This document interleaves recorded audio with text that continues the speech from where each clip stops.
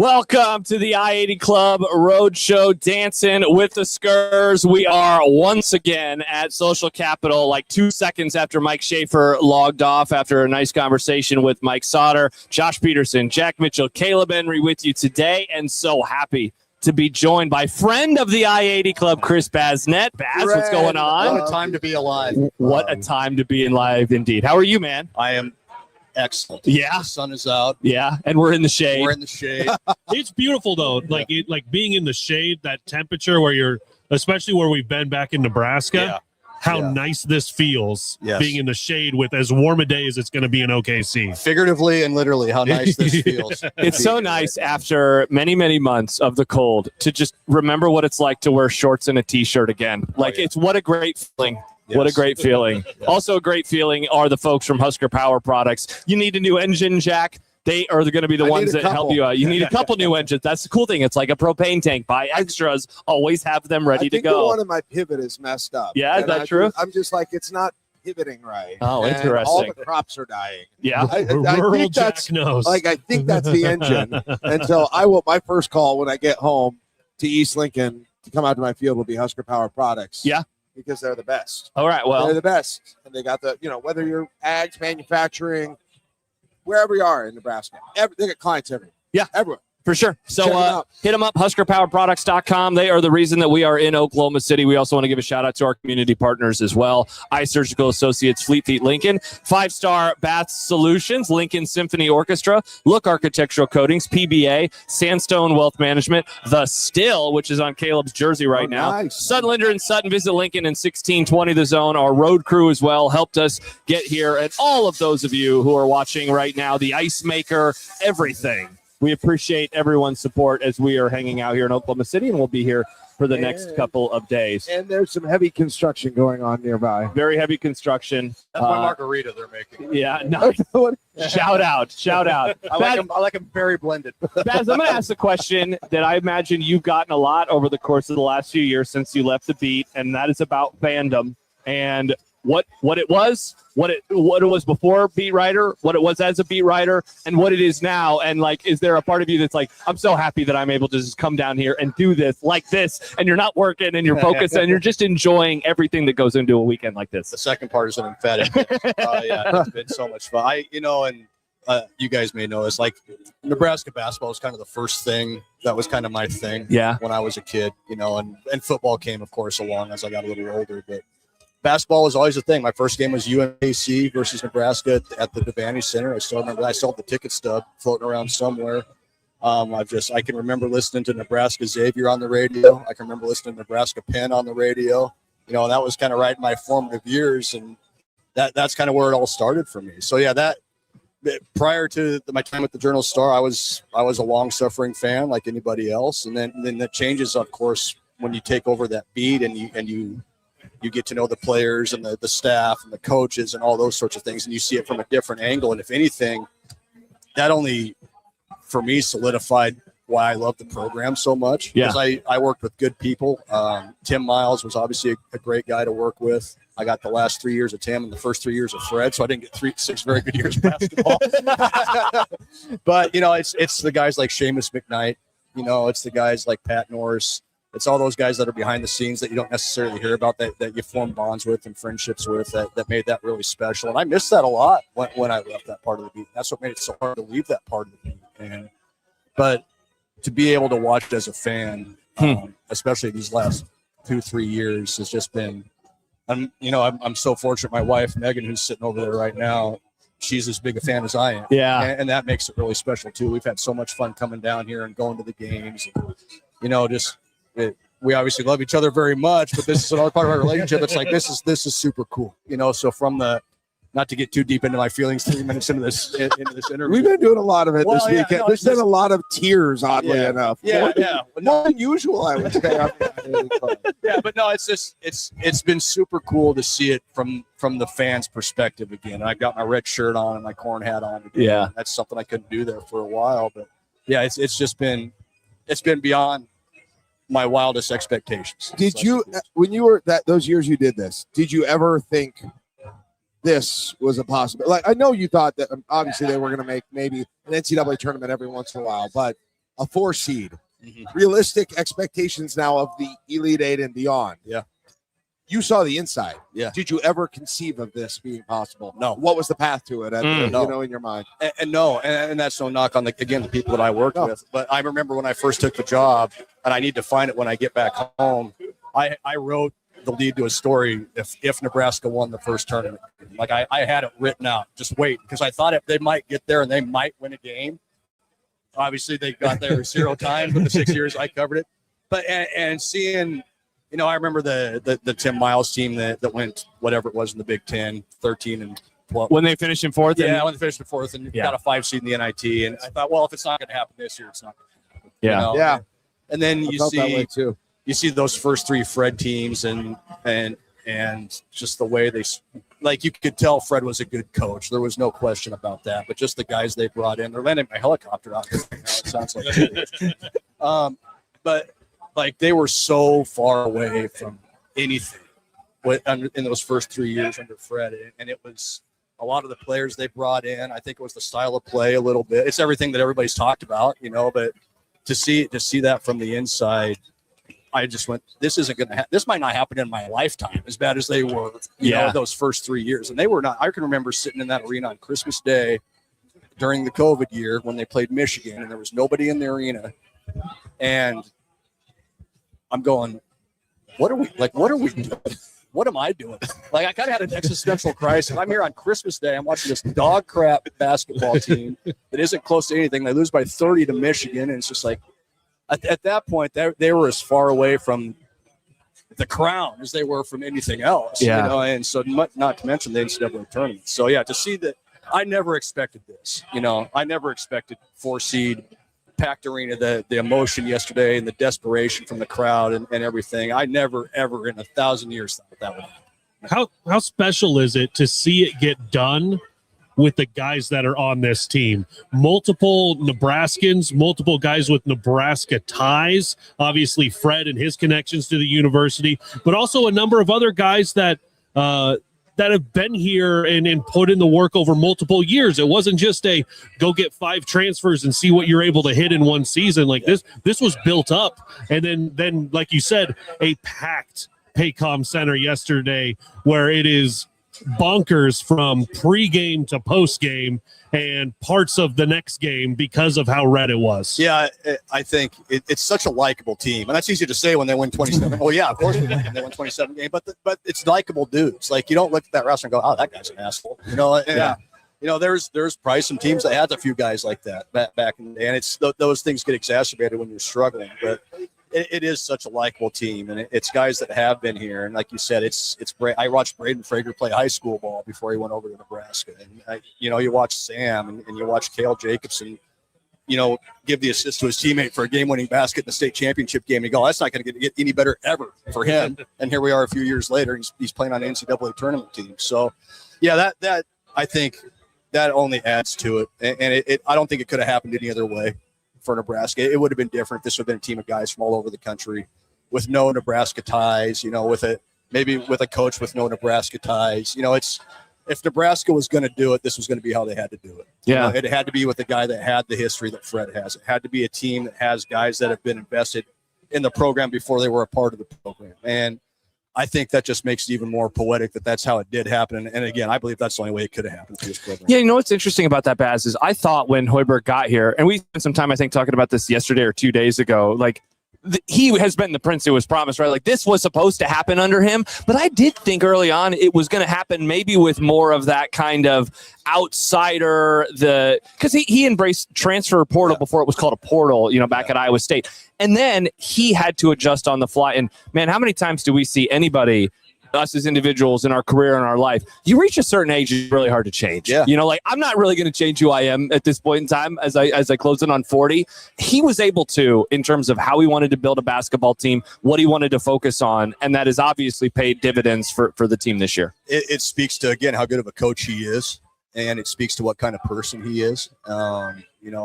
Even when they were struggling, I'm going to tell a little personal story here, but even when they were struggling, Fred texted me the day after my son was born when I was in the hospital and said, "Hey man, congratulations. This is awesome. I'm really happy for you." I'm going, you've got the weight of the world on your shoulders with this basketball team. And it was the middle of the season too. It was in December, the beginning of the season. It was in December.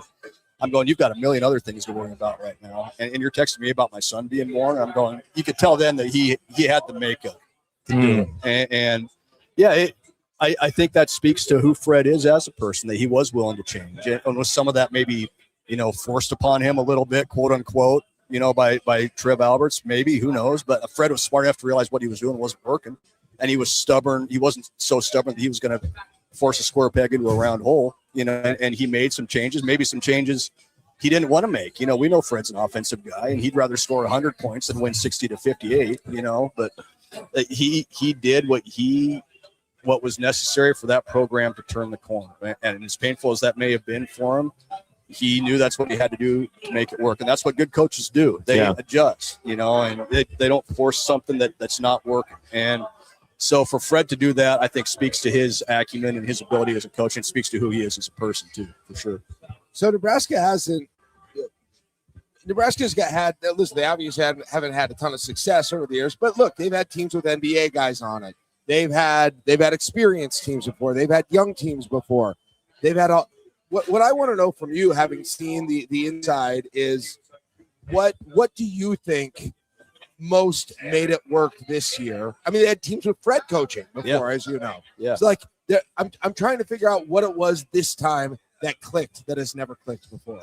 Yeah, and again, this is stuff that's been talked about. It's not like the talent on this team is overwhelming. There's guys that Fred has had here that would have been starters for this team just based on sheer talent. Yeah. But they're together, and the care factor is extremely high, and that goes back to, again, get people that were invested in the program. People from the state taking on leadership roles. It's Fred taking on more of a leadership role. It's bringing in a guy like Nate Lindsay to help with culture, and it's that togetherness that you've seen so many people write about and talk about. Like, this team is so connected, and you can see it in their body language and huddles. You can see it on the court. It's all those small things where those guys are always high-fiving each other. They're touching each other. They're talking to each other. And, the teams that I watched, they weren't like that. It was 5 individuals that were on the court wearing the same jersey. And that's what's different about this team. The talent isn't going to they won 27 games. They've got talent. Like, no duh. We saw it. Yeah, when you saw Troy compared to them. Yes. It was weird after playing in the Big Ten so long, and then seeing Troy 5 minutes into the game, I was like, I think it's going to be they're way better. Yeah. So, I'm not saying they're not talented. Yeah, I get what you're saying. They're extremely talented, but it's that extra stuff. It's that thing. It's it. They have it. And we always talk about whatever it is, they have it. Nebraska has it. And it's helped them, even in the games that they lost, outside of maybe 2 of them, you went, okay, they had a chance in 4 of those 6 losses to win the game. It's because they have it. They, Michigan had them out talented. They had a coach that's every bit as good as Fred, but they were in that game because they had it, and they lean on it when all else fails, they can go to that. I think that's something that in the history of this program, it just hasn't had. And that's the early years of Fred, and even some of the years of Tim, and even going back even further, that a lot of those teams didn't have whatever it is. And this team has it. Yeah, for sure. It, as well as getting a better draw than maybe they've had in other years. That's the way, that like Troy deserved to be in the tournament, but you looked at the matchup and went, Nebraska matches up really, really well to take advantage of what Troy is going to show up with.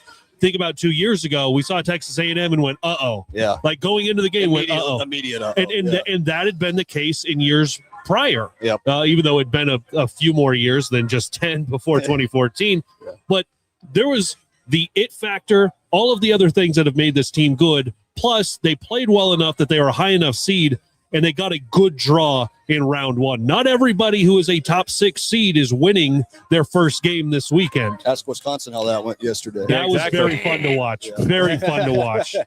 But yeah, there's that part of it too, is there's a little bit of luck in who the committee puts you up against. There's luck. There's no doubt about that. And again, this is one of those seasons where things have just kind of broken their way. It's that we joke about winning the crown. There's no doubt that winning the crown set up this season. And they got lucky a couple times in the non-conference where they didn't play very well against opponents they should have beat, but they had it and got it done. And they had the game against Illinois. You hit a buzzer beater. They all those things that always seem to break against Nebraska broke the other way this year. And whether you call that karma or luck or whatever you want to call it, that's how it's gone. And a lot of times you make your own luck in the situations like that. And this team has made its own luck because it's very good, it's very connected, it's very talented. So you make your own luck in a lot of cases. But a lot of those cosmic things that we look at and go, you shake your hands to the heavens and go, why?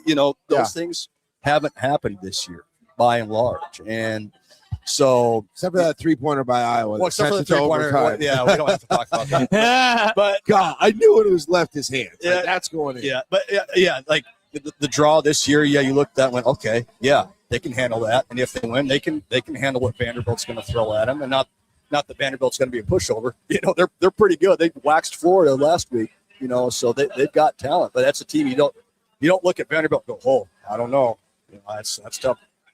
They can play with. Yeah. So, they get in the right matchups. Help. My helicopter's taking off now. They picked up my wife to take her somewhere. But the matchups make a difference. But Nebraska's earned those matchups too. By the way, they've played through the first 2 games. So, all right, we'll let you go so you can get to the helicopter. But prediction: how you feeling about tomorrow? I feel good. I think they're going to have the home crowd. I think it's a toss-up game. I think it's one of those games where the crowd can make the difference. Now, again, Vanderbilt might come out and hit 17 threes tomorrow, and it's over, and that's it. Who knows? So the crowd's going to be – it's going to be maybe a little more Vanderbilt, but it's going to be about the same tomorrow. I would think so. I would imagine most people who are buying tickets were buying the all-session tickets. They weren't just buying session one. And I talked about this. I don't remember if it was with you guys or with Schaefer earlier, but the sneaky part about last night or yesterday was the very upper part of the arena was not full. And so knowing what we know about Husker fans, I have to imagine there are a lot that are driving down. I've heard a lot. And you could, and so it could be a fuller arena. And so even if the Vandy contingent increases, I think the Nebraska one could too. One last question for you. We've all described what it was like in that building, and one of the reasons I want to be here is I wasn't able to go to Memphis. I haven't been able to go to any of these places, and number one, I wanted to be here, but I also want to be able to tell people at home, kind of give them the experience virtually as much as we could. Yeah, we've all tried to describe that. I think maybe not perfectly. How would you describe, especially the beginning and the end of the game in that arena? It's just emotions, and I'll say it. I was crying at the end of the game, and I'm not saying my care factor is more than anybody else, but I got a little bit of different view of the program. Sure. When I covered the team, and I've also had the side where I've been a fan of it too, and I was emotional walking into the arena yesterday. Just you're kind of drinking this all in, and you're looking around, you're going, holy SHIT, like this is for Nebraska basketball, and like Fred said yesterday with the national anthem, like that was a goosebump moment for him. Yeah, it was the same for me. And even when they're up 15 and they're up 20 and they're up 25, there's that little party that goes, not yet, not yet. And then finally it got under 5 minutes, and I kind of that was about when I finally hit it. Yeah, exhaled a little bit. Took a breath, and then the tears just man. From halftime to about 5 minutes left in the second half, I was almost numb. I don't know what I was doing. I didn't really cheer. Yeah. I don't know what I was doing or what was happening with me. And then you're right, about 5 minutes, I don't know when it was. Yeah. Kind of after the Jacobson three, really. Yeah. Like I feel like that was when I was like, okay, this isn't happening. Yeah, it was it's a feeling that's you can't, you say it's hard to describe, because it is hard to describe. It's something we haven't felt before, and so it's all those emotions you have as a fan and as following the team as close as we all do, and it's all those things, all that desperation, all that frustration, and it comes out, and it comes out in a very public arena, There's grown men in there crying with 15,000 other people around them crying too, and I'll always have the image in my head. There's a group of guys right in front of us, and they all put their arms around each other at the end of the game, and you could tell they were buddies, and they were just taking it in. That's with so each other, cool. As friends and as brothers and things like that. So that part really got me too. So yeah, just it's as special a day as you can have outside of, I think, and from my point of view, marriage, having kids, things like that, and that it's as special a day as you can have as a fan. And if Nebraska goes on to win the national title, it won't surpass what I felt yesterday. I would say that. I think it might meet it. Yep. But I don't think it will exceed what I felt yesterday when that. We've heard that from a number of different people. Yeah. I say that for sure about this weekend. If they win tomorrow, it won't be. Yeah. And I hope they do. It'll be great. but you can't. This won't ever happen again. Yep. Hopefully that happens again. Yeah.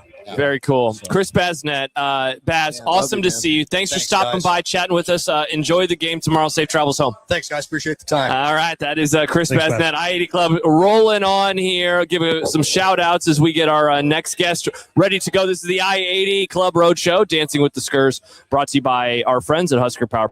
For more information, you can go to huskerpowerproducts.com. Also, we want to give a big old thank you to our community partners as well. iSurgical Associates, Fleet Feet Lincoln, 5-Star Bass Solutions, Lincoln Symphony Orchestra, Look Architectural Coatings, Pinnacle Bank Arena, Sandstone Wealth Management. Hopefully Tyler's on his way down here as well. The Still, Sutton, Linder, and Sutton. Visit Lincoln and 1620 The Zone. And Jack, we would be remiss if we also did not thank our road crew members, including Bruce. He says he just hit Highway 71. Oh yeah, Bruce is coming. Shout out, Bruce. He says, can I get a quick shout out to the people in my car? Think I am important. Absolutely, Bruce.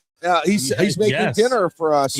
At some point. Yeah, I believe maybe like a midnight snack would be nice. Perfect. A really elevated version of a midnight snack. High level midnight snack. I'll give him a basket of ingredients, chopped style. Oh, awesome. Be like, there's vanilla ice cream in here, a green pepper, right? Some dog treats. Yeah. All right, go to work. Tortilla chips. You have to make something with all of these things.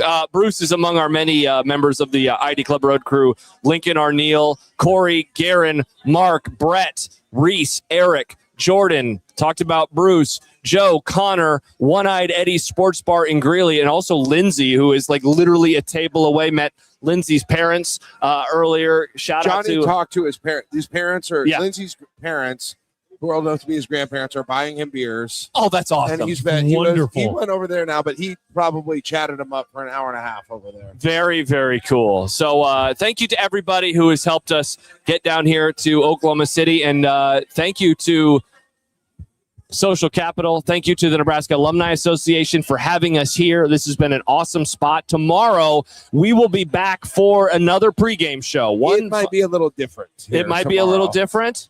Does that mean we're not doing the pregame show? We'll you're saying there'll be people. Yeah. Oh, it's going to be insane. It's going to be a little different. Yeah, the Alumni Association is coming back tomorrow. Yeah, we got to figure out what time we're arriving because it's going to be a little fuller. We've gotten really lucky the last 2 days in that we've gotten here before they opened, and so we were able to get all set up. Tomorrow, the game plan, a tentative game plan with the game at 7:45. We would like to be off at about 6:30, right, Caleb? Right. So we can walk over. So probably start sometime between 5 and 5:30. That will be when we do our pregame show. We'll be back on postgame. That'll be from the Star Wars house. So we'll be doing the Nebrasketball hour from the Star Wars house, but we will do a Saturday morning coffee show to kick off the weekend like we always do. So another 3-pod day tomorrow. After this one today, we're not doing an after dark because we're going to enjoy the town tonight. Everybody is having fun. I got multiple texts already asking where we will be tonight, so we're going to hit up Bricktown. I don't know. I sent you. I'm sure you. I sent you a list of places for dinner. You Caleb, couldn't read it. yeah. Oh, good. Well, I'm just glad we're going to give Jack more than 4 hours between doing a show or a podcast or a call-in or something. At one of these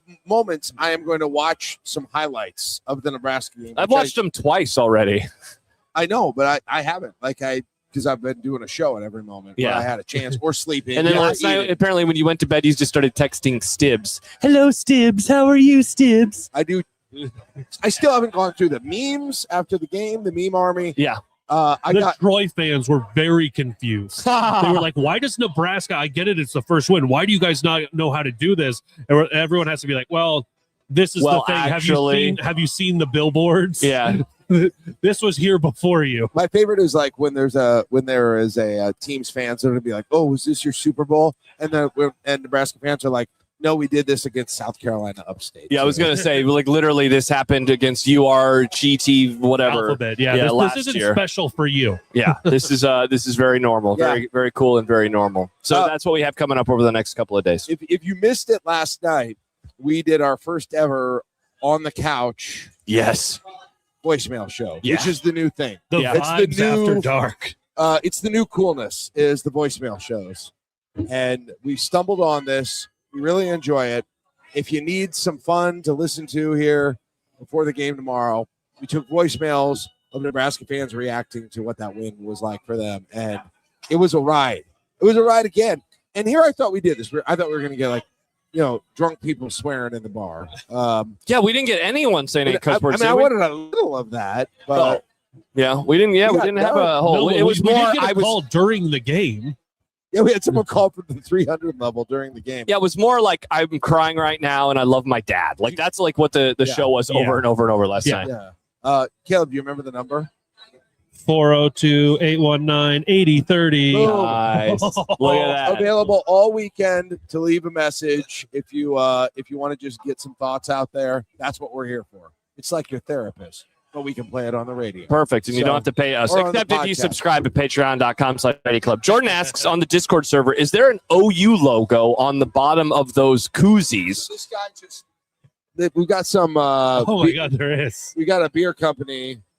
He adds that those koozies were made with love and respect. Yeah, these are the respect koozies. You know who would like one of these? Tom Chattel. Tom Chattel. He's probably right over here somewhere. Tom Chattel. Hey, do you need a media pass? Just look for Tom Chattel, and you know where to go. That. Moss grows on the north side of trees. Tom Chattel walks on the east side of arenas. Mm-hmm. All right, so we did the show last night. A day later, gosh, I guess you haven't watched anything because I was going to ask you how are we feeling a day later? So you're basically still living in on Thursday time. It's still Thursday for you. I really am kind of to some degree. And I'm very excited. And maybe there'll be some time before we go out tonight. After this pod, we have hours. Tomorrow morning. Okay. I will drive home. You just pull up HBO Max on your phone, and in those 10 minutes, you can watch the highlights. And I want to read all the stories. Like I want to do all that. Like I'm still excited. How pumped are you to not have to do any more radio shows unless like weather is bad or something? Is that what the concern is? If Nebraska baseball plays its baseball game today, and it lasts more than 2.5 hours, we're totally good. All right. Well, let's definitely hope that ends up happening. Yeah, for sure. I don't know. What about you guys? Whether you watch highlights or not, just now that you've had time to sleep on it, watch some more games, look at the bracket. Know you're playing Vanderbilt. Know when you're playing Vanderbilt. How do you think about it today? Well, I mean, I was listening to Shafe on Unemployed. He had Mike Sauter on, and they did an awesome breakdown of what Vandy has to offer and the type of basketball that they are going to play. This is a team that is going to want to score 100 points. And Nebraska's defense, they were talking about it. Shafe asked Sauter, who, obviously lives and breathes hoops, but he has a lot of background in terms of it, coaching in his family. Like, what makes the defense so tough? Like, because that's always the question, right? What makes it so tough on such a short turnaround? And he was talking about the ability that they can essentially switch what they're doing inside of possessions, in between, the coaches calling in the plays. And that's the thing. We've been wondering, if they are able to win their first game, what happens in the second one, given it is such a quick turnaround and the scout is going to be more compressed? And first of all, the scout only started on Sunday, right? Once the bracket came out to begin with. And so I am curious to see how that shows itself. The funny thing about yesterday, Jack, as well as Nebraska played over the course of, almost all the 40 minutes, they missed some wide open shots. Yeah. They missed some shots early. They had some really weird turnovers at times. And so there's this part of me that's like, yesterday was great, but do they have an extra gear that they could, show to Vanderbilt tomorrow? And so I'm feeling pretty good about the matchup. I think it's super intriguing. This Vandy team's been playing really good basketball, obviously, as of late, beating your favorite team, the Florida Gators, last week by a lot of points, no less. And so that, I think, sets up for a fascinating matchup in and of itself. It'll kind of be this whole test of this theory about conference tournaments. Yes. And you had a lot of people who were saying about Nebraska, just get out of there. And they did. Save it up for the tournament. Vanderbilt had the worst case scenario, which is go all the way to Sunday and lose. And then not win it. Yeah. But don't win this thing. And so, we'll see. So they played, I don't know how many. They played Tennessee, Florida, and then Arkansas. And now they played last night in what was a tight game to the last 5 minutes, maybe. And then they'll have a fifth game that will be in what? 8 days. Yeah, somewhere in that neighborhood. Yeah, I mean that you're playing. You average it out to almost being a game every other day over the last 9-10 days. Yeah. Even though obviously it was front loaded, like those legs still. It's different than what Nebraska had. That's where Nebraska played. That's what it's 5 days. So what? Nebraska played against UCLA on a Tuesday. So if you start on the following day on that Wednesday, they've played 3 games in 2.5 weeks. Yeah, is that what it is? Yeah. Wow. Yeah, and Vanderbilt probably had a regular season. In fact, they played Tennessee twice in a row. I remember that. They beat Tennessee twice. Mm-hmm. once at the end of the regular season, once first round of the tournament, beat Florida, and then was there one before Arkansas? I don't know if there was. I don't think there was one before Arkansas. But you had the people, because of Nebraska having such a long layoff where the only game they played was Purdue, was the rest versus rust, and it did not look like rust at all yesterday. Yeah, for sure. And I'd forgotten until Sauter mentioned it. Vanderbilt was on a lot of those early season graphics with Nebraska. Oh, yeah, it was Arizona, longest undefeated team. 16-0 is what they got to 16-0. And then they lost 3 in a row right after that. And that was the thing that Schaefer said on Unemployed earlier. It's just they've been a streaky team this season. You know, they got off to that 16-0 start. They had a nice finish at the end. They had some bumps and bruises along the way, falling to a 5. And now, have you seen what their coach? He's a little triggered this morning or yesterday about Johnny or somebody. Johnny was saying that it's going to be a road game. It's going to be a road game. I thought Austin Jacobson, friend of the pod, who left us a voicemail last night, he had a great tweet about it, basically saying, like, this isn't a 45-minute drive. Like, this is still a neutral site. Nebraska, yes, they're closer than Vanderbilt is, but it's not like this is even Kansas City. This is a six and a half hour drive, you know, that we're talking about for Nebraska. So, like, him being whiny about that, like, I'm always interested when a coach starts talking about things that you, like, can't control immediately. I think of what's his name at UCLA. He's always whining about things, and it's like, if you complain about that, if I'm getting ready for a marathon and all I do is like, the weather's going to be bad, the weather's going to be bad, the weather's going to be bad, I have too much focus on the weather, and then I'm probably going to have a bad race. And so, like, if they're already in the, oh man, it's going to be a lot of Nebraska fans, it's going to be a really hard matchup, blah, like, all right, you might have already lost a few points right there in my book. Well, are you? Because, like, that's the way the tournament is set up, that if you are a top 4 seed, very likely you are going to have a site closer to your school. Yeah, that's how it works. Is everyone upset that Duke is playing in Greenville? That was my take. Like, the top 4 are supposed to. Yeah. Florida's playing in Tampa? Are the top 4 not supposed to have a home field advantage? It's a benefit. To the point that I thought they took home teams who are low seeded away, and Kentucky might be in trouble here. Oh, man, that's pretty funny. Interesting for the SEC. No, well, I mean, Santa Clara is obviously a powerhouse, but so, like, that's the design. Exactly what you said. Duke is in Greenville, right? And you've got Florida in Tampa. I mean, he's being mad that the Nebraska fan base is traveling better than his fan base. Yeah, get a better fan. Yeah. I mean, what did the SEC tournament, was it overrun by Vanderbilt fans?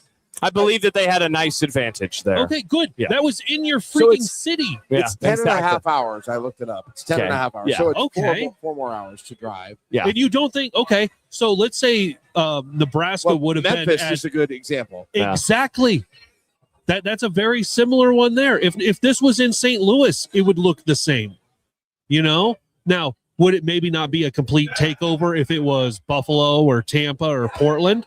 No, but there'd still be a lot of friggin' people there. We would still be there. Yeah. Maybe they shouldn't have ever won any NCAA tournament games before this, and they could have had this. Oh, that's true. Have they thought about that? Actually, maybe if you would have been terrible for a long time, would they many years? Would anywhere else have the rabid fan base with that type of history? The easy answer is no. No, yeah. I mean, that there is something unique about this trip for sure, that it is the first opportunity to go this far for Nebraska. And by the way, if this was Kentucky, if this was Kansas who was here, they'd be packed. They'd have tons of fans. Yeah, for sure. This is about your fan base, man. Yeah. It would not be now. Nebraska may still have more, but I'll tell Caleb just got called away from the Oklahoma. Oh wow, interesting. Is he getting us beer? That'd be nice. Yeah, I'd love a brew. Hopefully, we don't have to swear some kind of Barry Switzer allegiance. Yeah, this is the handshake of mutual respect, I believe, that we're supposed to be doing. They're very interested in us, and I don't know if they think. Yeah, is he trying to do an interview? Is that what's going on? Please, no. Yep, I think Caleb is inviting him on to be a guest of our podcast. He says, "Hey, do you want to come hawk your product?" It's good. I'm gonna really enjoy this. Yep. Yeah. I'm gonna really. Hey. To Kentucky, is Kentucky going to lose? Kentucky's going to lose. That's funny. Did Kentucky win? Nope, overtime. Okay. So they tied it? Incredible. Oh, wow. Yeah. What do we have here, Caleb? So I went and this is Chris. Hi, Chris. Who works at Aleworks here. and the official brewery for Oklahoma. Yeah, so my name is Chris Converse. I'm the Oklahoma State Director for a brewery called Coop Ale Works. We're one of the longest-standing breweries here in the city. We've been in Oklahoma. We've been around getting ready to celebrate our 17th anniversary in May. So we're the second largest production. We're the largest distributed brewery here in Oklahoma. Just to put that in scale, we're around 16,000 barrels. So we sell roughly, my number one selling beer is called F5. It's a big West Coast style IPA. Yeah, I've had that before. Yes, so we sell a couple 100,000 cases of that beer here in Oklahoma. Oh yeah. So we're pretty proud of that. So OU reached out about 3 years ago, and we developed this partnership. So we make Schooner All American Ale. It's the official craft beer for the University of Oklahoma. So it's a great partnership. So we're at the Memorial Stadium. We're in the Lloyd Noble, softball, baseball, all the facilities. Plus, we also sell quite a bit of beer here in Oklahoma. We sell about 10,000 cases a year of that beer. What do you think of all the red in town? We love it. So I'm getting ready to be 53. So for me, OU Nebraska is still a thing for my age group. I remember watching the Thanksgiving game, see who's going to throw the oranges out on the field and see who's going to the Orange Bowl. So OU Nebraska is something that for my age group and a little bit older, there's a respect that we have for Nebraska that I think go back quite a ways that Nebraska probably still has for us. Absolutely. Absolutely. When that game was a couple years ago, we were talking about that football game the entire summer leading up to it, because it's a tradition that, unfortunately in this day and age, the way the college football is, the way it is to get into the playoffs, you don't, those are traditional matchups that I wish would come back more often. So, we love Nebraska. We always have. I've always loved Oklahoma. Yes. Many people say, and I, as a kid, as an adult, yes, can't give it up. I basically want to live. Yeah, there's a respect that we've always had in that, it's a love-hate brother-sister type of relationship. Yep. You fight on the playground each other, but someone messes with you, you stand up together. And going back to the Big 8 days, that's I know how college sports are now. We all see it with NIL and everything, but there's something to be said for the old Big 8 days. That was a great league. We have a writer who covers Nebraska who misses it greatly. He writes about the Skyriders tour and the Big 8. That guy loves it. So in fact, what we've got going this afternoon. So I'm setting up here. We're going to be doing a little bit of sampling. I'm going to buy some beers for people to get them excited about some of our stuff. But at 3:00, we've got one of the local radio stations that we advertise with, KREF. So we're doing a live remote here later on this afternoon. So we'll have some actual, much better than I am, sports guys that cover OU on a daily. They're 1400 AM, first of all, which we're radio guys too. So that's my station in Lincoln. Yep. 1400 AM. And Dari Noka works for him. Yeah, Dari's on from 9 to noon every day. We know Dari. I know Dari. Yeah. I don't know if you guys do. So, and then I have my sponsor. So my big deal every Friday, if you're a radio guy, I advertise my big part with Mike Steely. Okay. So he's talked about the old Skyriders tour, and I think he goes back to Norman transcript days, even way back in the day. Wow. So sports radio, listen to that kind of stuff. That's, I'm of the age, if you're over 45, 50, we love, I still listen.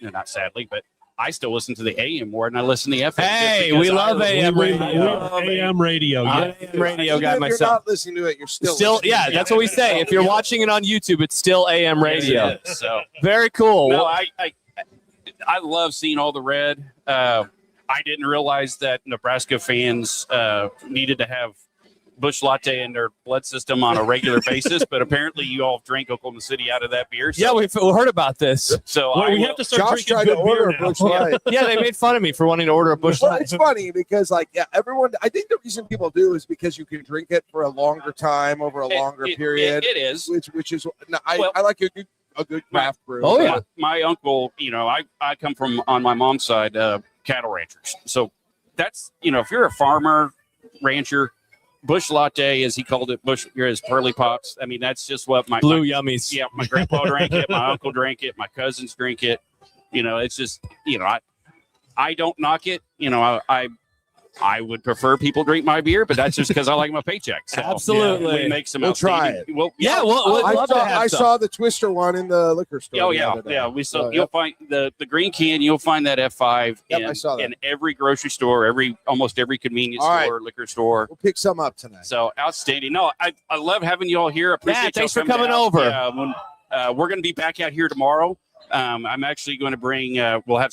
I think I'm going to have some Schooner beer on draft tomorrow. We're going to bring my beer trailer out. There's going to be a And lot of people here. Yeah. There's going to Park be it a out. lot more people. That's what than I was this. coordinating with the guys here. it's We're going gonna to be a park lot it more out front. And the good thing about that, it's going to allow more people even outside. Once this gets crowded in here, fire marshal and all that kind of stuff. But we'll bring the beer wagon out there. Here's We'll like you have set up, and you can just set up out in the open well, out there. it's part of their licensed facility. Got it. So Oh, it's their beer. awesome. It's they're buying the beer. I didn't know what kind of regulations Yep, we had here in they're Oklahoma. buying the beer and all that. I'm allowed to, as a brewery, I can bring my equipment out and loan it to them for that Nice. for that time period. So we're gonna bring the trailer out, All set right. it up, have the We'll red be here. beer wagon. So we're excited. We'll see you tomorrow. Thanks for coming by. Man, like I say, I'll get you, come and hit me up. I'll buy you a beer here in a minute. That sounds great. Since I guess you're a podcast, correct? Yep. Yeah, you could probably have a sample or two. While you're We're podcasting. going to be just fine. You're We're not- our own bosses. You're We not- can make you're our not- own rules. Yeah, you know what? I love living it. Like I say, here's the Schooner All American Ale.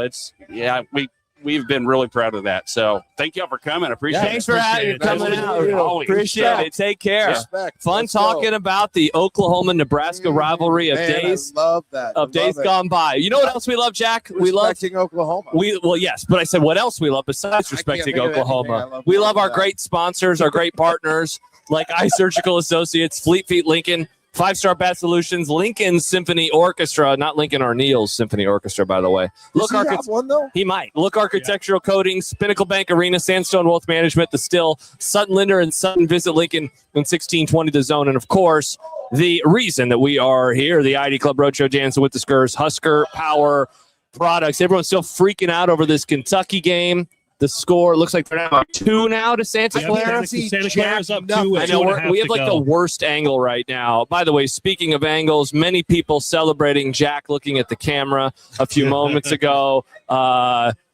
Fight, would this guy like to hang out with Chattel? Yeah, we know the answer to that question is absolutely yes. That's good news for tomorrow, though, because think about yesterday when we were talking about how it was at capacity and they were starting to tell people, hey, you can't come in, you can't come in. Yeah. That if there's beer outside, too, then it makes Social Capital more of the place to be. By the way, it wasn't inadvertent. Whoever said inadvertently. No, that was advertent. Is that the word? I was advertent as again. We call you Jim because it's the office, and you're just staring at the camera. That was sometimes. what I was going for. Yeah, that you did it. You did it perfectly. Did it absolutely I perfectly. thought you guys would know. I thought I could convey a lot with my. Yeah, I understood. I was a little You can surprised. see it over there. I was Radio people, very good talking with their eyes. Indeed. So we're hanging out here in Social Capital in Oklahoma City, and You're dirty. we'll be here over the next couple days. Is he coming over? yeah, What's he was eating, and now he's talking. Now Okay. Now, he's yeah. talking about the respect for rivalry. Yeah. Hey, Knobbe. How can he not hear me? I don't know. You're like trying to. Yep, he's getting called over. He's getting called to the principal's office. So we're going to bring on the guy that you probably know better as Husker Hoop Central. He was on But television that yesterday. Knobbe. Famous national television. famous national television star, the man behind Husker Hoop Central, Matt Knobbe, who's putting on his ear. I let you finish eating before I made you come over here. So, hi, Hello. how you doing? How you doing? How was yesterday? Are we long-time listener, first-time caller? Or we we're on video. We're just on We're on audio right video. now? Oh, That's Look the at that. ca- The no, camera's that's the right camera. there. fair enough. This dedication goes out to All the happy Husker fans out there who got their first win. Happy for you guys. All right. Anyway, so yeah, what was yesterday like for you? I'm just curious. all right. So I got down here Wednesday night and hit the town pretty hard. So it was an early morning for me. That's our night on- tonight. Yeah. It was an early morning for me on Thursday. So if anything, I had zero nerves because I was just kind of like, all right, let's do this. I was extremely emotional during the first part of the game because I could see from the first 4 minutes that this team was not good. That's exactly what I said. So you fast forwarded to the emotions. I'm just like, holy cow, you worked through. It's gonna happen. This is real before the first media. Yeah, once I timeout. saw their second offensive possession, I started sobbing. I'm like, that's a win. I do all these scouts, and they're not always accurate, but this one was industrial, balls on accurate. And I didn't see your scout this time. I love reading your scout. You can go back. I had us. You're like, what they're going to do is let Price Sanford shoot open threes all day, which is a bold but very good defensive strategy. I had us as a conservative 13-point winner. I ran into Kevin Suits at Bricktown Brewery on Wednesday, and he got me on the 10 o'clock news saying we were going to win by double digits. Yep, I saw that. So I very much wish my dad could have made the trip down. His health isn't as good as it's been. We went to Memphis together here with my brother-in-law. Emotional, and then just knowing that it was going to happen, and it just kept on happening. They just kept pulling away. Yeah. So I kind of wondered how much of that game was Scott Frost or Jesus. We did it. Scott Cross having a new job. Having a new job. He's about to be a bumblebee. Like they hearing him say the wrong name for Sanford. It just didn't. That was so funny. It just did not seem like this was a guy who was locked in. So I don't know. I thought his scheme was great, defensive especially. So what's been the consensus through here on how we feel about Vanderbilt? I don't know. I feel like I keep thinking, and I may be totally wrong, but it feels like the team felt like they had to do that for the fans, and I'm making up this whole narrative, could be completely untrue, but now they're excited because okay, now it's time for us, right? Yeah. And now the tournament really starts. Now the tournament really starts for them. This is the first round for them, but I don't know. Yeah, it's hard because I do think there probably is something. I'm sure there's something about not having that in the back. As much as we talked back and forth if it matters or not, it definitely mattered a little. At least it matters in that I think you have a different level of mindset after it's over. And so I think that's the case. And I maybe this is wishful thinking, but I feel like Nebraska on a short turnaround is more difficult than other teams. Now maybe Vanderbilt's saying that about themselves too. So I don't know. That's absolutely true. This is going to be a bad matchup for Nebraska, so they're going to have to. They absolutely need this home crowd because they've got to be able to close out on 3-point shooters. So this is they're kind of like Illinois light in the sense that they have an elite offense. So you can take away transition all you want, but they finish well on the half court, which is what Nebraska. That's how they've racked up 30-point wins against some of these guys who just can only go in transition. Their weaknesses are they don't protect the defensive boards well, which we're not crashing anyway. They foul you, which we don't draw a lot of contact, so it's not like you can let's get a quick whistle tomorrow night. Let's go. Let's get some free throws. Yeah, Vandy runs up the foul count. So so it's a conglomeration of Illinois with the tendencies of Iowa. So that sounds terrible. That sounds like the worst Frankenstein you could ever build. It's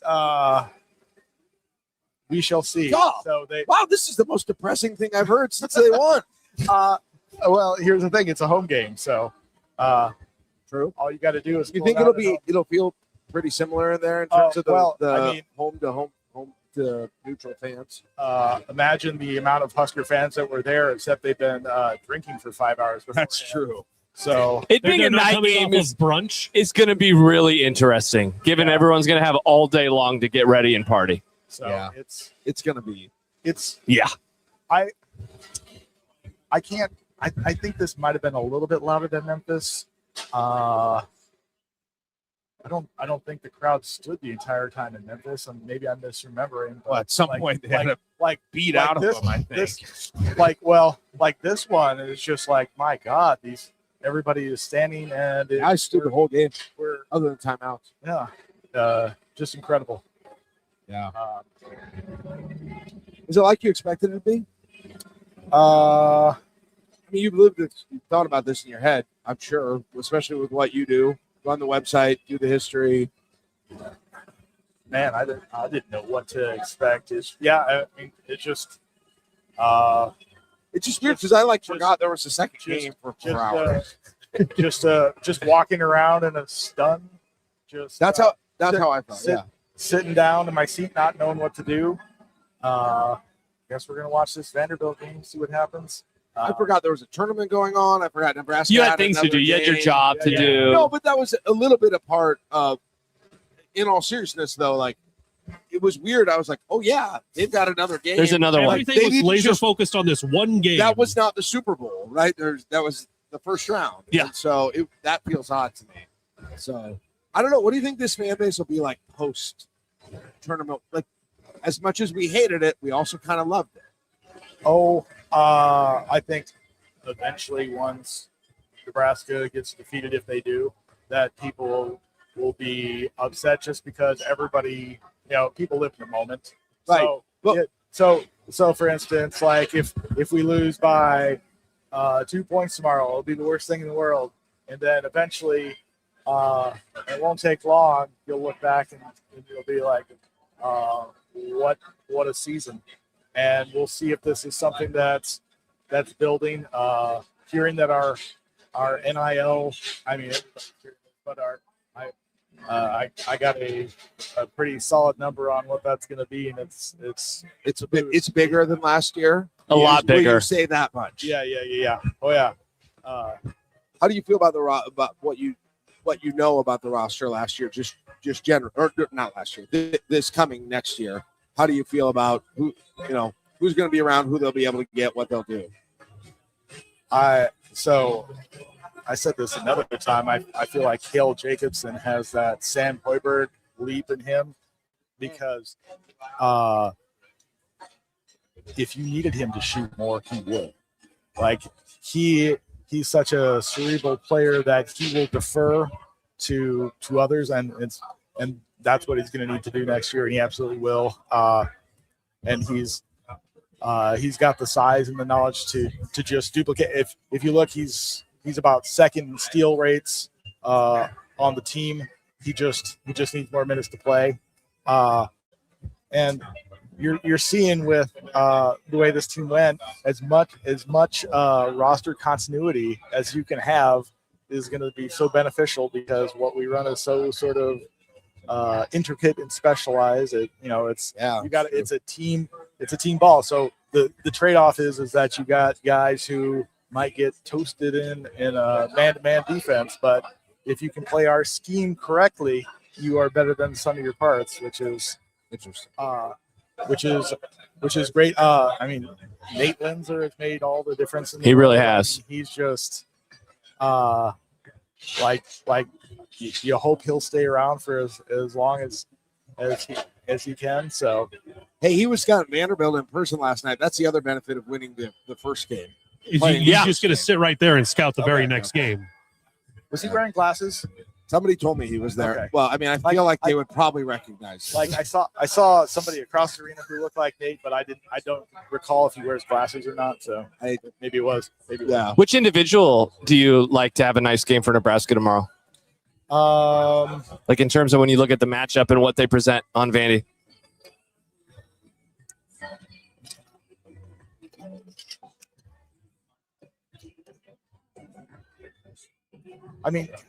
I'm trying.